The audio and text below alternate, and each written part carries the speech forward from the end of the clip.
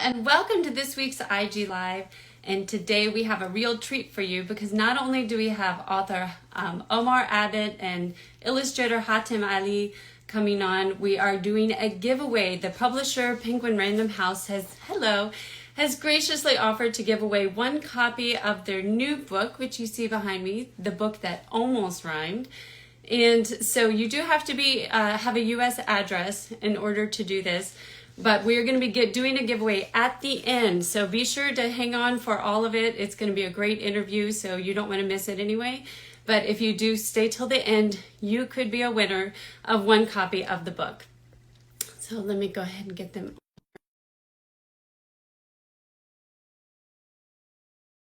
Hatem Aly about their new book. Just a second. And we do this every week. We interview. Hello. Hi. Hi, so good to talk. Hello. Hello.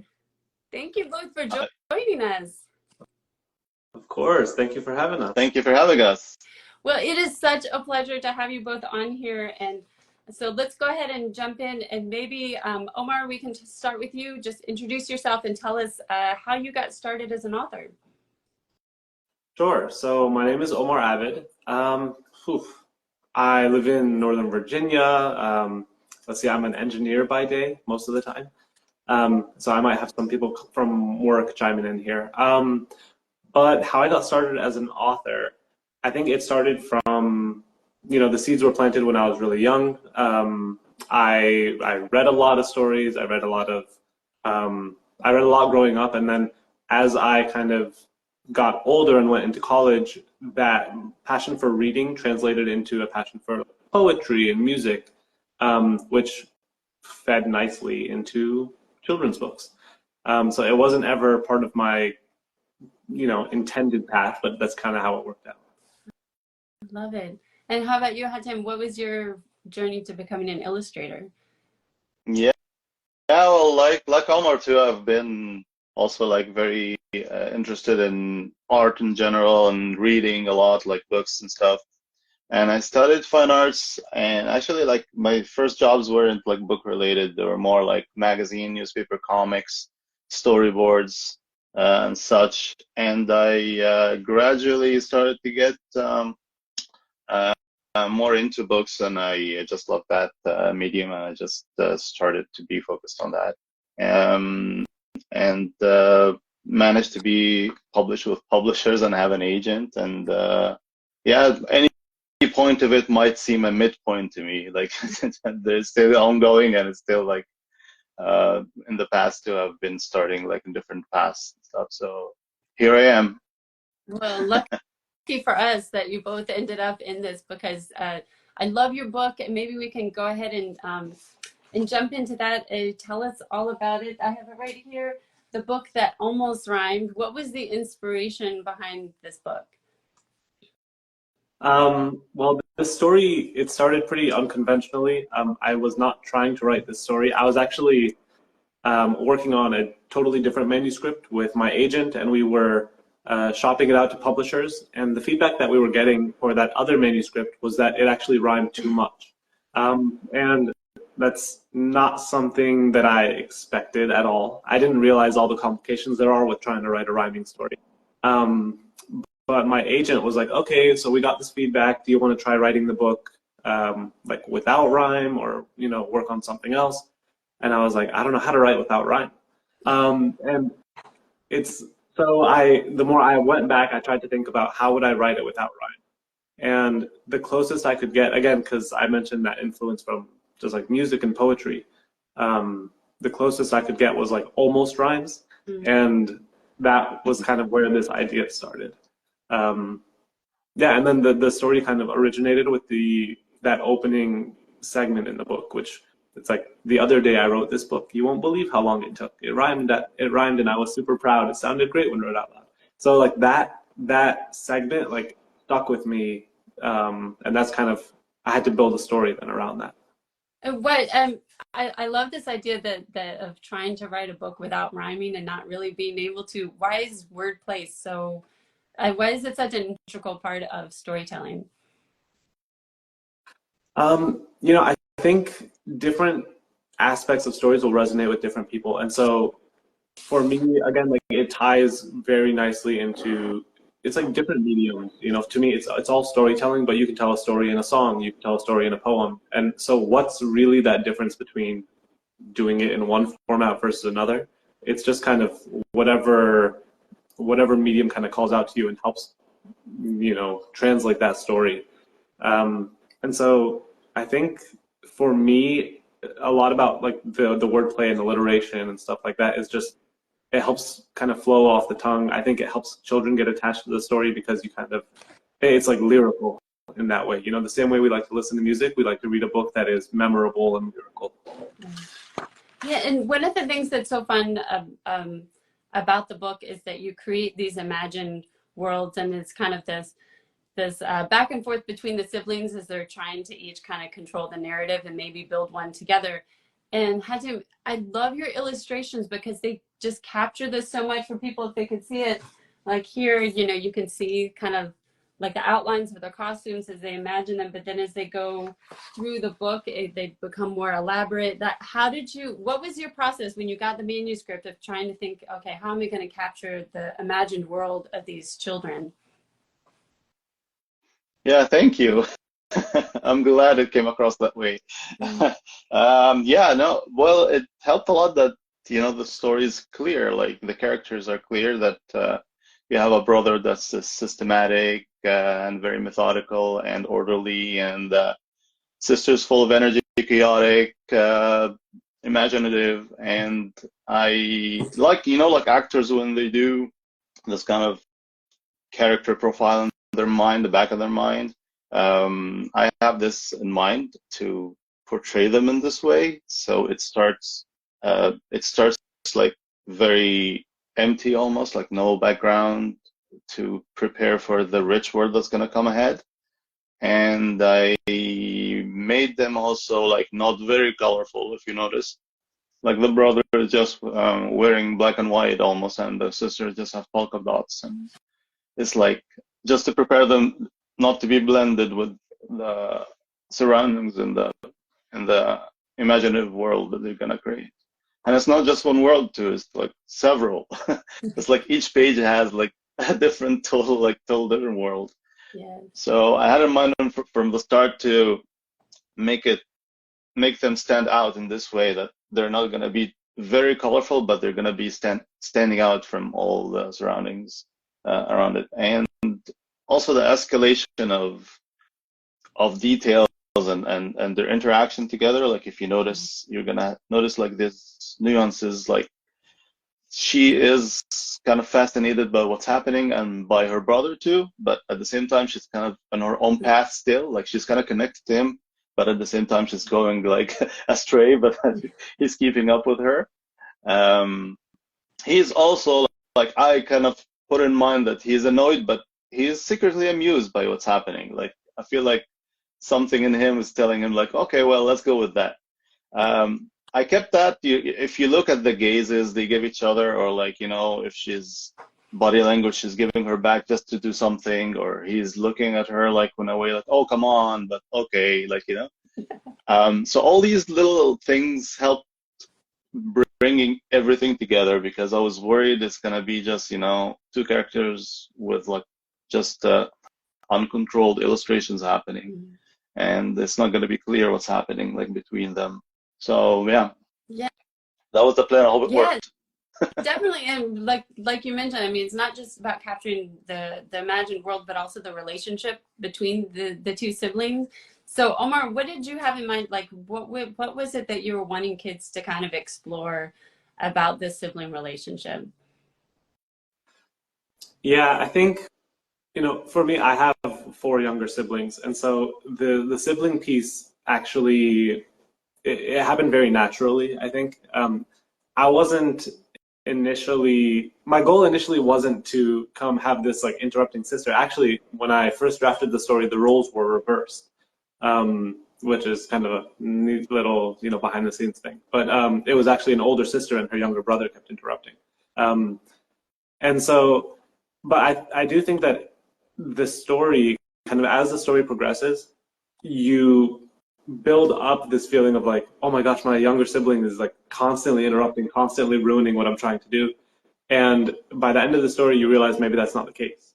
And I think that that mirrors a lot of our relationships with our siblings, is that, you know, as you get older, you start to kind of appreciate their contributions and appreciate how similar they are to you. And so a lot of it actually wasn't intentional. It was more natural, and it kind of just flowed like that. But, you know, now that I'm older, and, you know, myself and my siblings are grown up, I can say that, like, in retrospect, that we appreciate each other's contributions. But yeah, I can't say that that was always the case. So I'm hoping that there's something here for everybody who, you know, whether you're like a young child and you resonate with the first half of the book and you're like, yeah, that always happens, or you're older and you're reading it to somebody young and you say, see, here's how it turns out. So I think there's something there for everyone.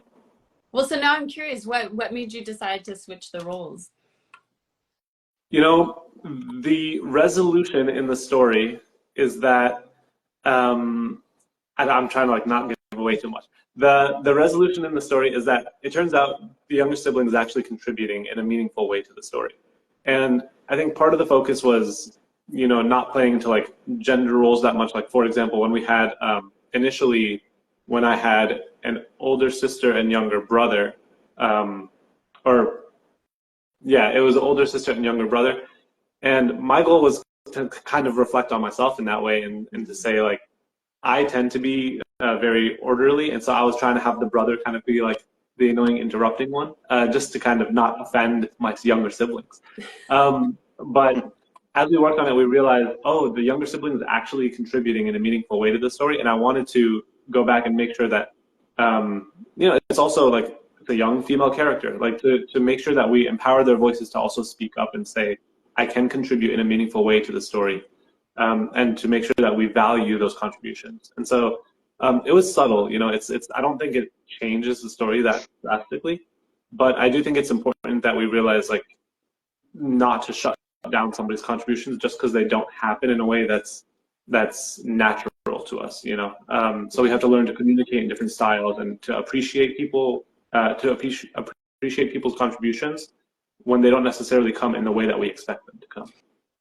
Yeah, and I think so much about the book is just having fun with storytelling, being open to possibility, like you said, in the possibility that your younger sibling has something to say. What do you hope that kids take away from the book when they read it?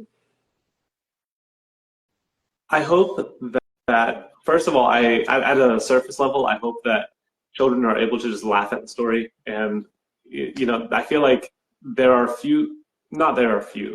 is rare to find a story that surprises you. And I think this story will surprise people in a lot of ways.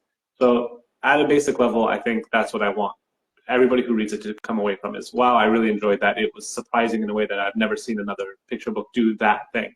But at a deeper level, I would love for readers to grow up with this story and to see how their perception of it changes over time, and to realize, to kind of see themselves in the story, whether you see yourself in the younger sister or the older brother, right. To kind of see how your relationship to your siblings changes over time, and also to just learn that people communicate in different ways and that people are looking up to you, you know, and learning from you. And that's something we see throughout this story. I know that it's a lot of things, but I think that there are a lot of layers to the story. And I think one of the major things is that, you know, the whole time the brother thinks his sister is like intruding and being obnoxious, and he gets impatient with her. But by the end, he realizes, wow, he really had a huge impact on her. Mm-hmm. And, you know, I think it's a good thing to remember that we are making impressions on people even when we're not trying to, or we're not going out of our way to make a good impression. I love it because the story, like you said, the story has so many layers, but at the surface level, it's just like a really fun book. We should make sure people know that. If you haven't read it, your kids are just going to take it as a really fun, kind of silly adventure story to read, but it has all of these things kind of woven into it. But as we know, you know, books are not published in a vacuum, and there's a lot else happening in the world. There are a lot of really horrible things happening in the world. Of course, we know the war in Palestine, and I would love to get your thoughts on why it is, you know, of course we need books that talk directly about that, and we've covered some of those previously on the show, but kids also need books that are just fun and just joyful. So I was wondering if you two could talk a little bit about that, about why books like this are still important, even with so much else happening in the world. Maybe Hatem, if you want to talk about that first. I want to talk over a Palestinian with us, so I just wanted to want to hear him first. That's fine. Oh man. I was gonna tell you, yeah, I was gonna say let them go first. Yeah, I mean, I am Palestinian American, but even for myself, I have trouble saying right now that I'm Palestinian because I don't feel like I've earned that title seeing what the people in Palestine are going through, you know? So, like, yes, I'm proud to be Palestinian, but I have to caveat that and say I'm Palestinian American because it's nothing like what's happening in Gaza right now. But, you know, I think I'm hopeful that this story and, you know, stories like this can be a source of hope and inspiration because I think what happens, you know, we talk about diversity in children's books and we talk about, you know, own voices and things like that. But when we only align our stories with our identity, then, you know, our voice only becomes valuable with regard to our identity. And that's, to me, that's concerning. You know, we are at a basic level, we are all human and we all have the same shared experiences. And so we should be able to celebrate our humanity without saying like, oh, I'm Arab, so I can only write Arab stories. Like, no, this is a sibling story. And I happen to be Arab, you know, happens to have an Arab background. And so, I don't know, I think it's like reclaiming kind of the narrative around who we are. And, you know, it's not like white authors can write mainstream stories and Arab authors can write Arabic stories. Like, no, we can reclaim ownership of what it means to be a mainstream. And that's what I'm really hoping. I'm hoping that children can read this book and just love it for what it is. It's funny. It's like, it's so wild and it's very unique. And then when they get to the back of the book, they say, oh, really? Like the illustrators from Egypt and the authors from Palestine? Like, that's really cool. So I think just, you know, like that reclaiming that ownership and enabling others to kind of feel like they can tell whatever story they want. I love that. Thank you. Yeah, I cannot much. Actually, I was gonna say something similar to that. Like I was just saying, like you don't always have the pressure to be always educating or advocating or like showing something like that's kind of, you know, solidarity or something. You just need to be, you know, just exist and make books and make people laugh, cry, like grief, saying like they just affect them in any many ways that any creative human can affect any other human. You don't have to be apologetic about it. Like it's just, you just need to exist and just do your work. And this is actually something that's very important to exist in this world too. You don't have to always be like about an issue or something. Like you have to also have this element to you. And actually, I want to clarify, like this book was finished like, you know, about a year ago or something. It wasn't like, we weren't like trying to make it, you know, joy as a tool for resistance or something. But so there's elements of this in the book too. But I mean, like this wasn't like, you know, motivated by something, you know, we want to show something. We just want to be, you know, we just want to have something out there that's done by two with our background and like for people to enjoy, you know. Yeah, and I don't know if people can tell from the illustrations. I would guess from the skin tones, people could read that the kids might come from an ethnic background, and how important for kids to be able to see themselves, like you said, in all stories, in mainstream stories, sibling stories, fun stories, adventure stories. Like that's all very important too. And of course, we talked to this is, as you mentioned, is important. People may not realize how much ahead of time this, you know, it just came out now, but that you actually finished your work quite a while ago. But it is coming out now in the context of the war that is happening. And I know you're both involved in the KidLit for Ceasefire auction, which has raised money to benefit those in need, not just in Gaza, but also Sudan, the Congo, goes to benefit the Little Miss Flint campaign. Would you guys like to talk about that? Maybe tell people how they can get involved? Yeah, so there is a campaign going on right now, which is, yeah, the intention is to raise money for you know, different people suffering across the world. But it is at the same time really cool for people who are looking. You can get some really cool stuff. So can't even remember the name of the page right now. Do you know what it was, Hatem? The what? Oh yeah, you just mentioned. I'm sorry, you mentioned it. It's called like KidLit for Ceasefire, right? That's like the Yes. Oh, Yeah. because it's fire. Yes, yes, yes. because in the past we've done there was books for Palestine for that. And so these initiatives come up every now and then, but I think they're really important because everybody can kind of get something out of them. So the way it works, it's an auction where you put up like services or different book packages. I think Hatem is putting like there's like signed books and like some authors are going and doing like free calls or like ask me anything or Right. school visits sometimes or something. Yes.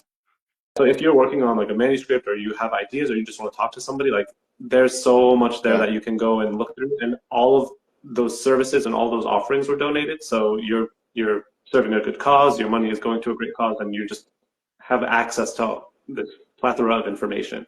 And like, again, really cool stuff like book packages and signed books and all this stuff.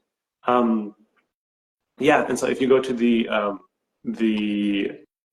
KidLit for Ceasefire page, I have to, there's an auction website, and so it should be up there. Yeah, and if you I think there is also like the organizations that are involved, like that to donate to, I think, and the links and stuff. I think it's all in the auctions main page. Yeah. And if you have any trouble remembering what the title is, you can also, both of you have posts about it on your page. People can find it from there also.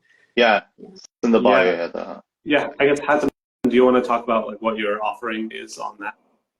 Just while we have you. I'm offering 4 different things. Like there is a package of books, signed books. There is a signed art. There is a 30 minutes Ask Me Anything, and there's Illustrator portfolio critique if someone illustrator wanna have a chat with me, or email or anything, like whatever we agree on.